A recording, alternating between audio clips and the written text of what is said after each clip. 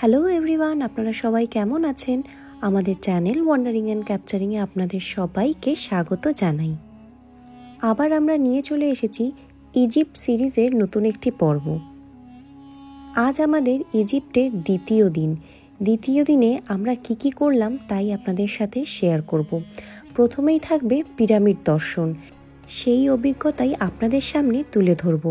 চলুন তাহলে শুরু করা যাক। India. I like India. I like Shah Rukh Khan and Amitabh Bachchan. Yes.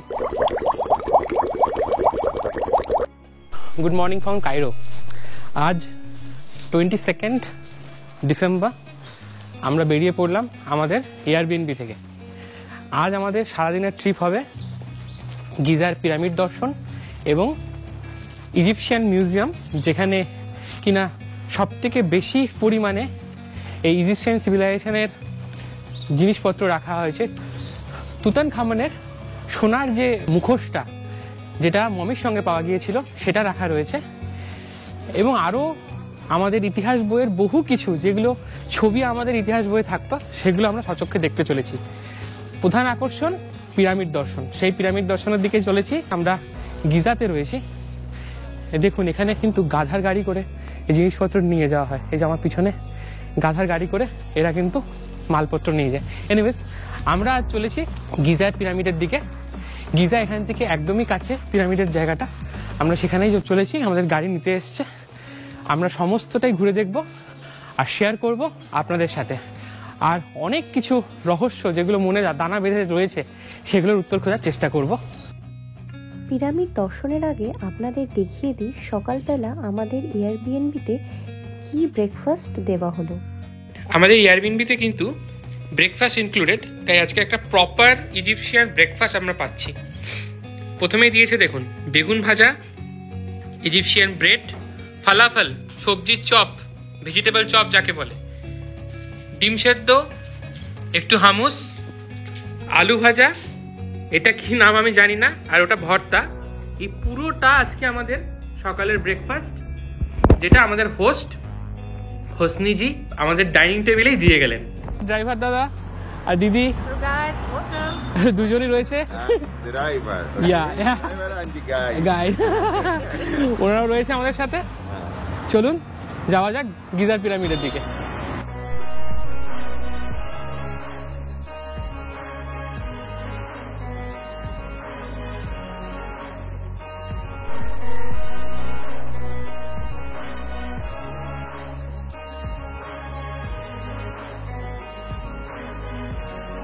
আমরা কিন্তু পিরামিডের সামনে চলে এসেছি। এই এন্ট্রান্সে কিন্তু আপনাকে টিকিটটা বাই করতে হবে।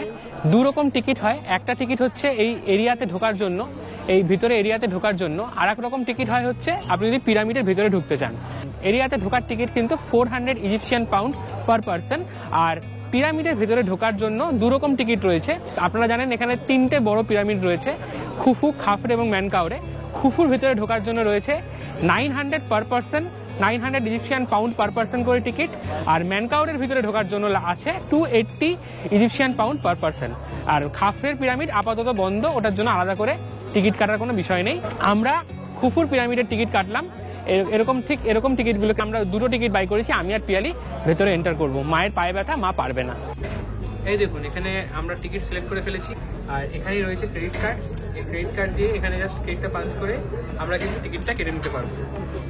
এই একই জায়গায় কিন্তু আমরা পিরামিডে ঢোকার টিকিট, মানে এরিয়াতে ঢোকার টিকিট এবং পিরামিডের ভিতরে যাওয়ার টিকিট, খুফু এবং ম্যানকাউরের পিরামিডের ভিতরে কিন্তু যাওয়া যায়।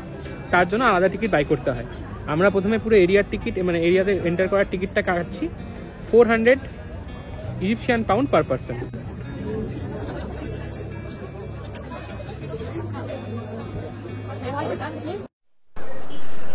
প্রথম দর্শন,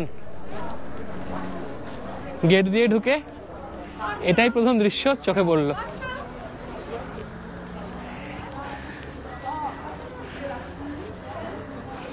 কি পিয়ালি, শেষ অব্দি আমরা পিরামিডে? ভালো লাগছে।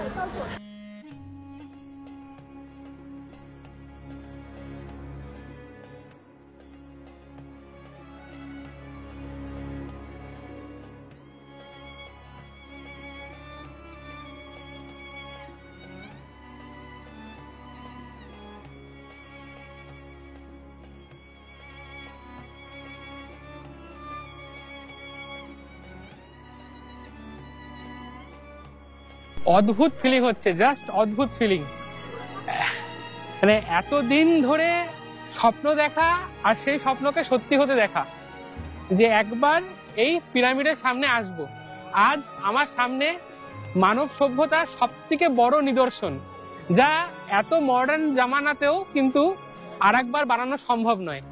খুফুর পিরামিড 4500 2500 বিসিতে এই পিরামিড বানানো, মানব সভ্যতার অন্যতম শ্রেষ্ঠ নিদর্শন আমার চোখের সামনে।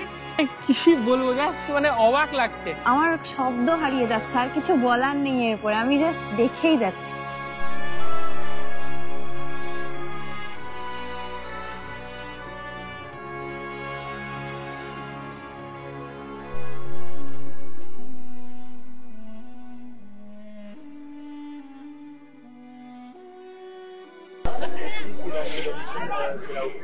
একবার এই পিরামিড ছুঁয়ে দেখে নিলাম। সবাই আসছে আর এই ছুঁয়ে দেখতেই কিন্তু আসছে। আমরা এই পিরামিডের উপরে উঠবো এখন। মা উঠতে পারবে না, মা নিচে দাঁড়াবে। খুফুর পিরামিড ছুঁয়ে নিলাম। বিরাট বড় লাইন, এই খুফুর পিরামিডে উঠতে কিন্তু বিরাট বড় লাইন। প্রচুর লোক অনেক সকাল থেকে, এই দেখতে পাচ্ছেন পিছনে লাইন, এই অবধি লাইন চলে গেছে। আমরা তো এত অবধি চলে এসেছি। টোটাল বলছে 20 মিনিটের মধ্যে নাকি আমরা ঘুরে আসতে পারবো, কিন্তু বিরাট বড় লাইন। আর পিয়ালি আজকে আবার শাড়ি পরেছে ভালো ছবি তোলার জন্য, কিন্তু আমাদের প্ল্যান ছিল এখানে এসে ছবি তোলার পরে শাড়িটা চেঞ্জ করে নেবে, কিন্তু গাইড বললো যে না, আগে ঘুরে নাও, নাহলে আরো ভিড় বাড়বে।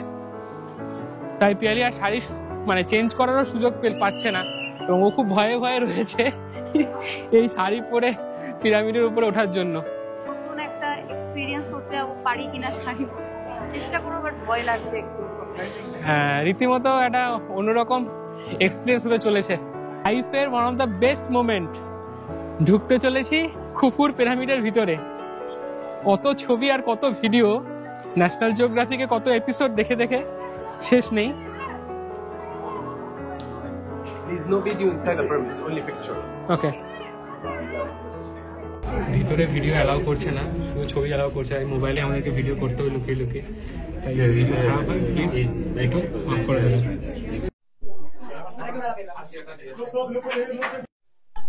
যতটা পারবো ভিডিও করে আপনাদের দেখাবো, তবে প্রচুর কিন্তু ভিড়, আর মাঝে মাঝে ক্যামেরা অফ করতে হবে। যতটা পারছি দেখাচ্ছি।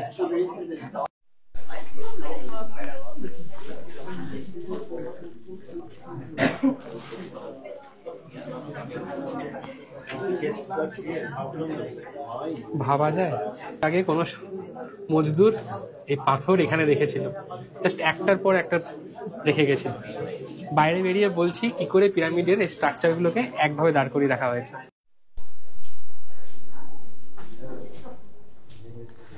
এখানে ভিডিও করা অ্যালাউড নয়, তাই আমাদেরকে বেশি কথা বলা যাবে না।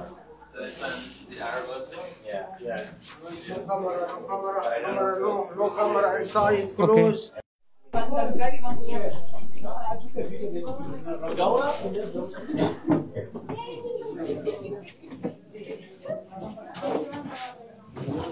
চলি, সাবধানে। পিরামিডের ভিতরে ঢোকা কিন্তু রীতিমতো একটা টাফ জব, এইটুকু বলতে পারি। লাইট রয়েছে, কিন্তু ইনক্লিনেশনটা একবার দেখুন। এই যে একজন শাড়ি পরে পিরামিডে উঠছে, প্রবাবলি প্রথম ভারতীয়।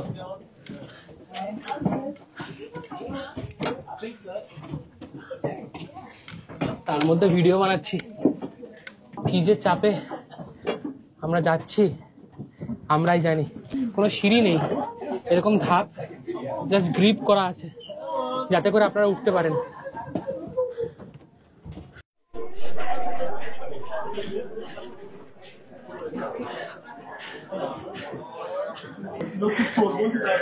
রীতিমতো পরিশ্রম হচ্ছে। পিরামিডে ওঠা কিন্তু নট আ ইজি জব।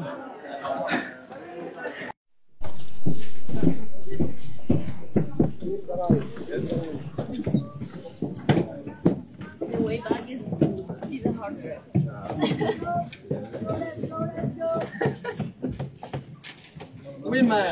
4,500 বছর আগে এইরকম টানেল বানানো হয়েছিল আফটার লাইফ, রাজার আফটার লাইফের জন্য, মানে মৃত্যুর পরবর্তী সময় রাজা যাতে ভালো জীবনযাপন করতে পারে। ঠিক সেই জন্য এই টানেলগুলো বানানো। আমরা চলেছি কিংস চেম্বারে, আর আমার কুইন চলেছে শাড়ি পরে কিংস চেম্বারে। একটার উপর একটা পাথর রেখে রেখে কিন্তু এই ওয়ালগুলো বানানো, কোনো রকম কোনো সিমেন্ট না, কোনো রকম কোনো চুন না, খালি বল সকেট মেকানিজমে কিন্তু পুরোটা তৈরি। দেখুন কি অদ্ভুত টেকনোলজি, আজ থেকে 4,500 বছর আগেকার টেকনোলজি। জাস্ট দেখুন একবার, যত দেখছি তত মুগ্ধ হয়ে যাচ্ছে।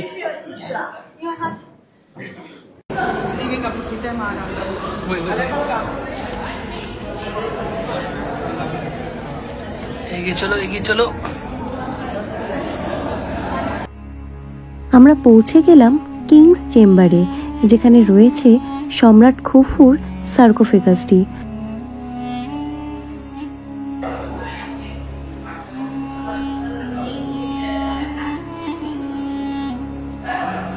খুফুর পিরামিডের ভিতরে কিন্তু একটা এমটি সার্কোফেগাস ছাড়া বিশেষ কিছুই নেই। যারা একবার পিরামিডের ভিতরে ঢোকার এক্সপিরিয়েন্স নিতে চান তারা অবশ্যই আসুন, বাট যদি ভাবেন যে এখানে এসে অনেক কিছু দেখতে পাবেন তাহলে একদমই ভুল, কিছুই নেই। পায়ে ব্যথা যাদের, তাদের আমি বলবো নাই আসতে, কারণ একটাই চিপা রাস্তা দেখতে পাচ্ছেন, আমার পাশ দিয়ে সবাই উঠছে, আমরা নামছি। একটা স্ল্যান্ট দিয়ে নামতে হচ্ছে, একটা ডিক্লিনেশন দিয়ে আমাদের নামতে হচ্ছে, 40 ডিগ্রির কাছাকাছি ডিক্লিনেশন। এর মধ্যে কেউ কেউ উঠছে আর কেউ কেউ পাশ দিয়ে কেউ কেউ নামছে। আর পিয়ালি কিন্তু সাকসেসফুলি ভালো রকমই ঘুরে এসেছে। আমরা এখন বেরিয়ে পড়ছি খুফুর পিরামিড থেকে।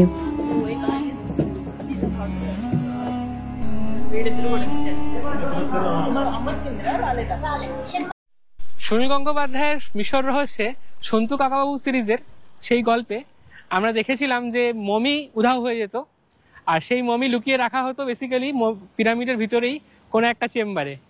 তো আজ যখন অনেক ছোটবেলায় পড়েছিলাম সেই গল্পটি, আজ যখন ভিতরে গিয়েছিলাম বারবার মনে হচ্ছিল যে ভিতরে কি সত্যি কোনো এরকম চেম্বার বা কিছু রয়েছে। কিন্তু বিশ্বাস করুন, পিরামিডের ভিতরে যেই চেম্বারগুলোতে সাধারণ মানুষদের ঢুকতে দেওয়া হয়, আননোন কিছু নেই বললেই চলে। ওই জায়গাগুলো এতটাই বেশি এক্সপ্লোরড, আর নতুন কিছু পাওয়া সম্ভব নয়। তবে হ্যাঁ, খুফুর ভেতরে কিন্তু প্রচুর কিছু এক্সকেভেশন এখনো চলছে। প্রত্যেকটা পিরামিডের ভিতরে রয়েছে 3টি করে চেম্বার, একটি কিংস চেম্বার, একটি কুইন্স চেম্বার, আর একটি আন্ডারগ্রাউন্ড চেম্বার। এবার কিংসটা সবার উপরে, যেটাতে আমরা গেছিলাম, কুইনটা রয়েছে তার নিচে, আর আন্ডারগ্রাউন্ডটা রয়েছে একদম তলাতে। উপর দিয়ে একটা এন্ট্রি রয়েছে, আর নিচ দিয়ে একটা এন্ট্রি রয়েছে। উপর দিয়ে ঢুকেও 3টে চেম্বার এক্সপ্লোর করা যায়, আর নিচ দিয়ে ঢুকে শুধু আন্ডারগ্রাউন্ড করা যায়, কিং অফ দি আর কুইন অফ দি যাওয়া যায় না। আর্কিওলজিস্টরা কিন্তু সবসময় এরকম আননোন চেম্বারস গুলো স্ক্যান করে চলেছে, যদি কিছু আরো নতুন কিছু পাওয়া যায়, নতুন কোনো ট্রেজার খুঁজে পাওয়া যায়। এই ট্রেজার হান্টের জন্য কিন্তু মাঝে মাঝেই এক্সকেভেশন চলে এই পুরনো পিরামিডগুলোর পিছনে। মানে ভাবুন, 4,500 বছর আগেকার জিনিস এখনো কিন্তু পুরোপুরি এক্সকেভেশন শেষ হয়ে ওঠেনি। চললাম পিরামিড, খাফরের পিরামিড একবার ছুঁয়ে দেখতে। আমার সবসময়ের ইচ্ছা ছিল পিরামিডগুলোর ভেতরে ঢোকার, বড় হয়ে জানলাম সব পিরামিডের ভিতরে ঢুকতে দেওয়া যায় না, একমাত্র খুফু পিরামিডের ভিতরে ঢোকা যায়। পরবর্তীকালে খাফরেরটা ওপেন করে দেওয়া হয়েছে, কিন্তু আমি অ্যাটলিস্ট খুফুর পিরামিডটাতে ভিতরে ঢুকেছি, কারণ খুবই হাই প্রাইস টিকিটের। সব থেকে বড় রহস্য হচ্ছে এই পিরামিডগুলো কি করে বানানো হয়েছিল। এক একটি পিরামিডের পাথর একটার পর একটা সাজিয়ে কিন্তু এই পিরামিডগুলো, এক একটা লাইমস্টোন পাথর কিন্তু একটার পর একটা সাজিয়ে এই পিরামিডগুলো বানানো হয়েছিল। পিরামিডগুলো বানানোর রহস্যটাও কিন্তু কম নয়। যে পাথরগুলো দিয়ে এই পিরামিডগুলো বানানো হয়েছিল, 10,000 থেকে 70,000 কিলোগ্রাম এক একটি পাথরের ওজন। আমাদের এই মডার্ন টেকনোলজিতে এই 2024-এ দাঁড়িয়েও 20,000 টনের বেশি পাথর ক্রেনে করে তুলে এক জায়গা থেকে এক জায়গায় রাখা যায় না। মানে কোনো ক্রেন আবিষ্কার হয়নি যে 20,000 টন পাথর এক জায়গা থেকে আরেক জায়গায় সরাতে পারে।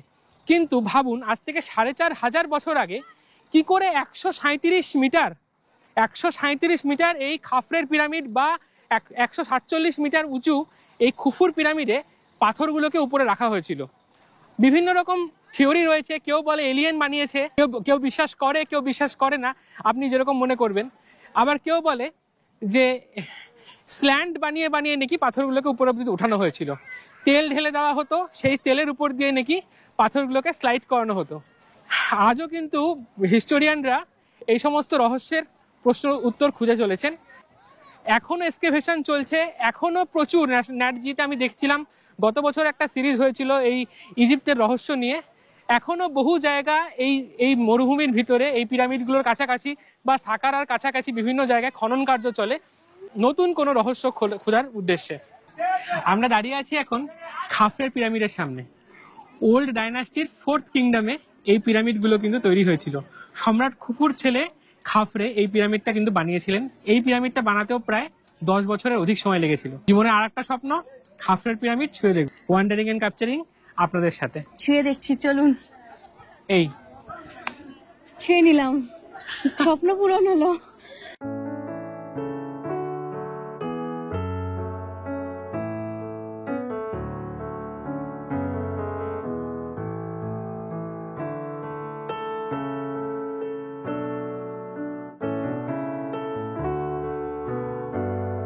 হাজার বছর আগে কি করে ওরা বুঝতে পেরেছিল এরকম একটা স্ট্রাকচার তৈরি করলে 20 ডিগ্রি টেম্পারেচার মেনটেন করা যাবে, সেটা কিন্তু ওয়ান অফ দ্য বড় রহস্য। আমরা যেখানে উঠেছিলাম সেখানে সবাই উঠছিল এবং আমরা পরিশ্রম করছিলাম বলে আমরা ঘামছিলাম। আপনারা হয়তো ভাবছেন যে 20 ডিগ্রি টেম্পারেচারে কি করে আমি ঘামতে পারি, বাট সেটা নয়। এই পিরামিডগুলো কিন্তু এতটাই রহস্যজনক, কি করে মানে এই শেপটার জন্য নাকি ভেতরে 20 ডিগ্রি টেম্পারেচার মেনটেন হয় আর কি। আরো প্রচুর প্রচুর রহস্য জড়িয়ে রয়েছে। জানেন, এই পিরামিডগুলোর ভেতরে এরকম বলা হয় ব্লেড রাখলে নাকি ব্লেড ধার হয়ে যায়। এরকম এক ঘটনা শোনা যায়, একটি ফুটবল ক্লাবের জার্সি রুমে দরজার মধ্যে বেশ কিছু পিরামিড ঝোলানো ছিল। সেই পিরামিড ঝোলানোর জন্য নাকি ওদের লাক বেড়ে গেছিল। মানে পিরামিডের শেপ এমন একটা শেপ যে একটা special kind of energy provide করে। এবং প্রাচীন মিশরীয়রা কি করে এরকম একটা শেপ তারা তখনকার দিনে বুঝতে পেরেছিল, সেটা কিন্তু এক অন্যই রকম রহস্য। সম্রাট খুফুর ছেলে হচ্ছে খাফরে, আর খাফরের ছেলে হচ্ছে ম্যানকাউরে। কিন্তু কখনোই ছেলে চেষ্টা করেনি যে বাবার থেকে উঁচু পিরামিড বানাবে। তাই জন্য কিন্তু খুফুর পিরামিড 147 মিটার উঁচু, খাফরেরটা 136 মিটার উঁচু, আর মানকাউরেরটা আরো কম। এইবার খুফুরটা কিন্তু আর 147 মিটার নেই, ওটা কমে গিয়ে এখন 137 মিটার হয়ে গিয়েছে। এটা শুধুমাত্র হয়েছে প্রচুর লুণ্ঠনের জন্য আর শতাব্দী ধরে ধরে ইরোশনের জন্য। পাথর ক্ষয়ে গিয়েছে, ইরোডেড হয়ে গিয়েছে, তাই জন্য উঁচুর থেকে অনেকটা হাইট কমে এসছে। বলা হয় যেরকম লাইমস্টোনের একটা কভারিং আপনারা দেখতে পাচ্ছেন খাফরের উপরে, ঠিক সেরকমই একটা লাইমস্টোনের কভারিং খুফুর উপরেও ছিল, কিন্তু সেটা আজ আর নেই। আর শুধু দাঁড়িয়ে রয়েছে এই শতাব্দী প্রাচীন স্তম্ভটি। মানব সভ্যতার আইফেল টাওয়ারের আগে সব থেকে উঁচু কোনো যদি স্থাপত্য বা শিল্পকর্ম যাই বলবেন, সেটা কিন্তু এই পিরামিডগুলি। চলে এসেছি ম্যানকাউরের পিরামিডের সামনে। একবার ম্যানকাউরের পিরামিড ছুঁয়ে দেখলাম দুজনে মিলে, সত্যি successful. We are lucky enough. সেই সম্পর্কের শুরুর দিন থেকে আমাদের ইচ্ছা ছিল একবার পিরামিড আসার। আমি পিয়ালিকে প্রথম দিন থেকে বলেছিলাম রিলেশনশিপে যে আমি কিন্তু একবার পিরামিড যাব দেখতে, মাকে নিয়ে যাব, তুইও সঙ্গে থাকবি। আমরা আজ পিরামিডের সামনে, আমরা ম্যানকাউরের পিরামিড ছুঁয়ে দেখছি। এর থেকে বড় সাকসেস আর কিছু হতে পারে না। আচ্ছা, এই পিরামিডের পাথরগুলো কিভাবে একটার উপর একটা রাখা হয়েছে জানেন? এই পিরামিডের পাথরগুলো বল এন্ড সকেট টেকনোলজির মাধ্যমে একটার উপর একটা রাখা রয়েছে। মানে একটা পাথরের মধ্যে একটা কিছু জায়গা উঁচু যখন কেটে বাদ দেওয়া হচ্ছে, ফ্ল্যাট করা হচ্ছে, একটা জায়গা অল্প কেটে উঁচু করা হলো, আর একটা জায়গার তার উপরের পাথরটা যখন বসানো হবে তার মধ্যে কিছুটা হোল করে রাখা হলো, মানে খাপে খাপ বসে গেল। ঠিক এই মেকানিজমেই কিন্তু পুরো স্ট্রাকচারটা দাঁড়িয়ে রয়েছে। এত ঝড়, এত ঝাপটা, এত ভূমিকম্প সমস্ত কিছু মানব সভ্যতাকে এদিক থেকে ওদিক করে দিয়েছে। কত ধর্ম এসছে, কত কিছু হয়ে গেছে, কত যুদ্ধ গেছে, কত সম্রাট এসছে গেছে, কিন্তু এই পিরামিড কিন্তু তার নিজের মহিমায়, স্বমহিমায় একইভাবে দাঁড়িয়ে রয়েছে। Ball socket technology, shock proof technology. এই বল সকেট টেকনোলজি সব থেকে ইম্পর্টেন্ট পার্ট হলো এটা শক প্রুফ। মানে যখন গরম পড়ে তখন আপনারা জানেন যে কোনো সলিড বড় হয়, যে কোনো সলিড বড় হয়ে যায়। এটাকে থার্মাল এক্সপানশন বলা হয় ফিজিক্সের ভাষায়, থার্মাল এক্সপানশন অফ সলিডস।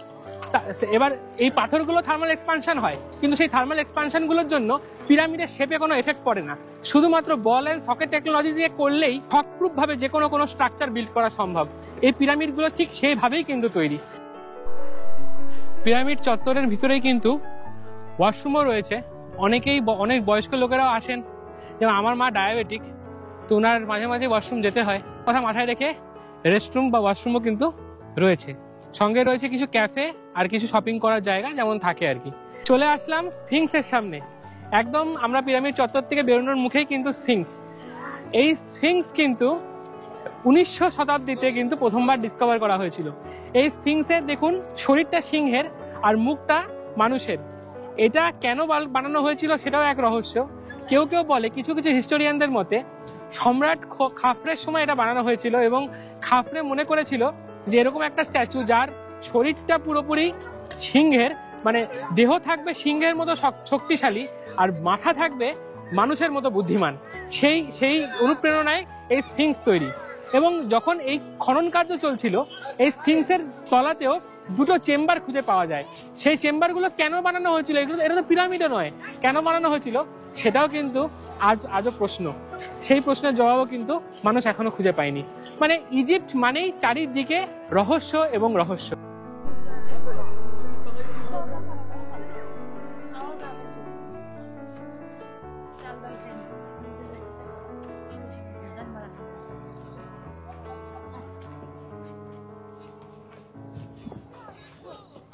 এটাকে বলা হয় হচ্ছে প্যানোরামা ভিউ। এই প্যানোরামা ভিউ পেতে হলে কিন্তু আপনাদেরকে ঠিক বেরোনোর মুখে এক জায়গায় দাঁড় করাবে, সেখান থেকে বেশ খানিকটা হেঁটে এসে এই স্ফিংস এবং 3খানা পিরামিড একসাথে আপনারা ভিউ এনজয় করতে পারবেন। যেই ছবিটা সব সময় আমরা আমাদের ইতিহাস বইয়ের পাতায় কিন্তু দেখতে পাই। এটা কিন্তু সম্রাট খাফরের মুখের আদলে তৈরি। বলা হয় যে এই মুখটা ভেঙে গিয়েছে, বলা হয় নেপোলিয়ন ভেঙে দিয়েছে, কেউ বলে যে অন্য কোনো প্রাকৃতিক দুর্যোগের কারণে হয়তো ভেঙে গিয়েছে। এই স্ফিংসকে ধরা হয় এই পিরামিডগুলোর দ্বারপ্রস্থ বা এই গোটা পিরামিড চত্বরের দরজা হিসেবেও আপনারা কিন্তু ধরতে পারেন।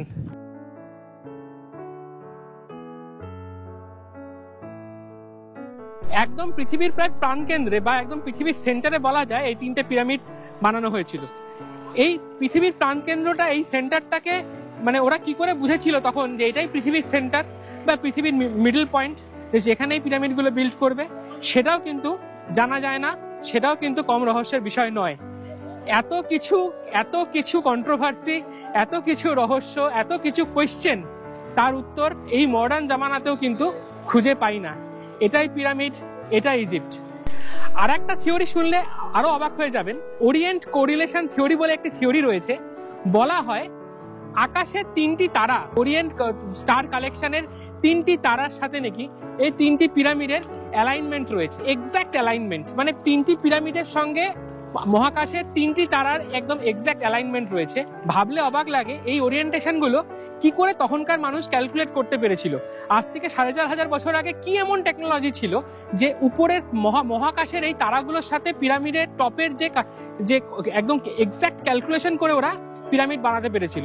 তখনকার দিনে না ছিল কোনো ড্রোন, না ছিল কোনো হেলিকপ্টার, তাহলে কিভাবে এক্স্যাক্টলি ওই পজিশনগুলোতে কিন্তু একই অ্যালাইনমেন্টের সাথে এই পিরামিডগুলো বানানো হয়েছিল, সেটাও কিন্তু কম রহস্যের ব্যাপার নয়। এই জন্যই লোকে আরো দৃঢ়ভাবে এলিয়েনের থিওরিটাতে বিশ্বাস করে চলে। এবারে আমরা চলে এলাম লাঞ্চ করতে। লাঞ্চে ছিল ইজিপ্টের ফেমাস খোসারি।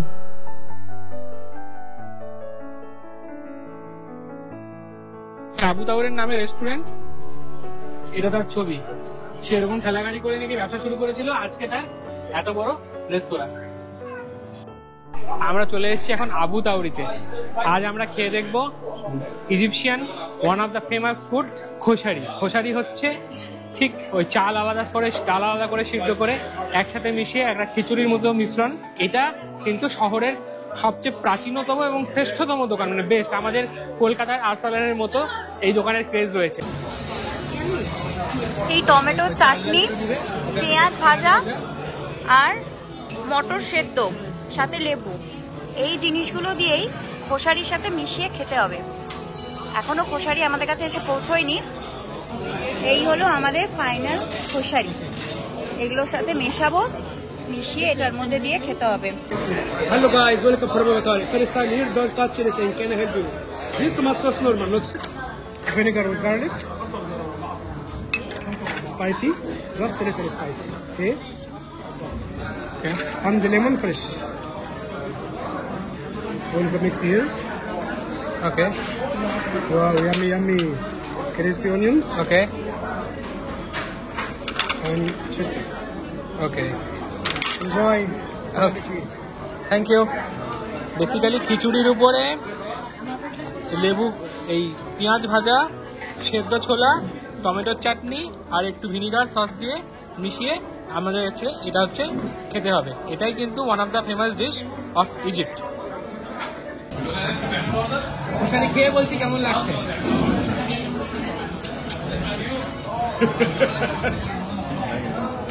ভালো, বেশ স্পাইসি হয়ে গেছে ওটা যাওয়ার জন্য, এটা কিন্তু ভালো। চিকেন স্যুপ, ডাল সেদ্ধ।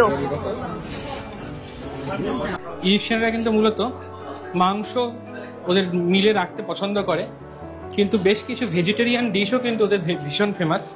খোসারি আর ফালাফল তার মধ্যে বিশেষভাবে উল্লেখযোগ্য। সকালবেলা ফালাফল খেলাম, বেশ ভালো লাগলো, আর দুপুরবেলা খোসারি দিয়ে আজকে আমরা মধ্যাহ্নভোজন সারলাম, বেশ ভালো লাগলো। একবার বলবো যে খোসারি অবশ্যই ট্রাই করবেন। শাওয়ারমা তো আমরা টার্কিতেও ট্রাই করেছিলাম, আপনাদেরকে দেখে দিচ্ছি। কালকে আমরা একটা শাওয়ারমা খেয়েছি, ভালো, but koshari is also very good. আজকের ভিডিওটি আমরা এখানেই শেষ করছি। আপনাদের কেমন লাগলো অবশ্যই জানাবেন।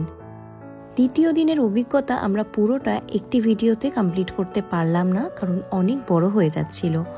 পরের ভিডিওতে থাকবে ইজিপশিয়ান মিউজিয়ামের অভিজ্ঞতা, যেখানে কিন্তু আমরা মমিও দেখতে পেয়েছিলাম।